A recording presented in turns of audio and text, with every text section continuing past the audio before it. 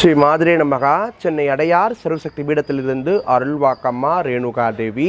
இன்றைய பதிவில் நம்ம என்ன விஷயம் பார்க்க போகிறோம் அப்படின்னு பார்த்தீங்கன்னா, ஜன வசியமை, தன வசியமை அப்படி ரெண்டு விஷயங்கள் இருக்கிறது.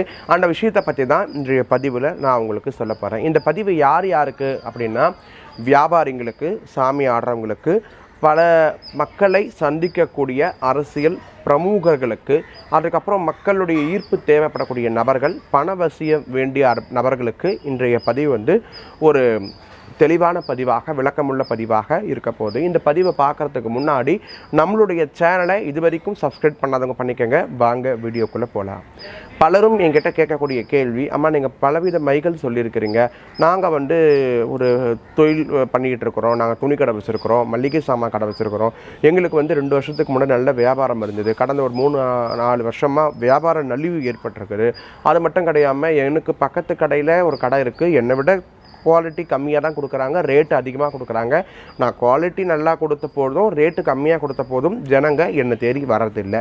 இது ஒரு தரப்பினருடைய வேண்டுகோளாக இருக்கிறது. இன்னொரு தரப்பினுடைய வேண்டுகோள் என்ன அப்படின்னு பார்த்தீங்கன்னா, நான் எந்த அளவுக்கு ஓடினாலும் உழைச்சாலும் எனக்கு கையில் வருமானம் நிற்க மாட்டேங்குது, ஏதோ ஒரு கடன் பிரச்சனையோ ஏதாவது சுமை, கையில் ஒரு 10 ரூபா வருதுன்னா அந்த 10 ரூபா வர்றதுக்கு முன்னாடியே ஒரு 15 ரூபா செலவு என்கிட்ட இருக்குமா, நான் மேற்படி ஒரு 5 ரூபா வாங்கி செலவு பண்ணக்கூடிய சூழ்நிலை தான் எனக்கு இருக்குது, இந்த மாதிரி ரொம்ப நாளைக்கு இருக்குது, இதுக்கு ஏதாவது வழி இருக்குதான்னு நிறைய பேர் கேட்குறீங்க. இந்த மாதிரி கேள்விகளுக்காக விடை தெரியக்கூடிய ஒரு பதிவாக இந்த பதிவு இருக்க போகுது. நிறைய பேர் என்கிட்ட இந்த துணிக்கடை, உதாரணத்துக்கு நான் துணிக்கடை சொல்லியிருக்கிறேன், இதே தொழில் பிரச்சனை பல பேருக்கு இருக்குது. இந்த தொழில் பிரச்சனையெல்லாம் சரியாகக்கூடிய சர்வ ஜன வசியமை அப்படின்னு ஒன்று இருக்குது, சர்வ தன வசியமை அப்படின்னு ஒன்று இருக்குது. ரெண்டும் கிட்டத்தட்ட ஒரே இது தான். ரெண்டு ஒரு விஷயத்தை பேஸ் பண்ணி தான் இருக்கும். ஏன் அப்படின்னா, ஜன ஈர்ப்பு ஏற்பட்டால் தான் பண ஈர்ப்பு என்பது இருக்கும். நம்மக்கிட்ட 4 பேர் போக இருக்க மட்டும்தான், நம்மக்கிட்ட வியாபாரம் நடந்தால் மட்டும்தான் நம்ம கையில் வருமானம் இருக்கும் இல்லையா? இது இல்லாமல் நிச்சயமாக இருக்காது. இது சாமியாடியிலிருந்து நிறைய பேர் என்ன சொல்கிறாங்கன்னா, அருள் வாக்கு சொல்கிறோமா, அருள் வாக்கு நான் சொல்கிற போதும் சிலருக்கு நடக்க மாட்டேங்குது, சில பேருக்கு நடக்க மாட்டேங்குது அப்படின்னா, அதுக்கும் தனிப்பட்ட முறையில் வசிய மையெல்லாம் இருக்குது. அதுக்கு சில வேலைகள் இருக்குது, எந்திர வேலைகள் இருக்குது.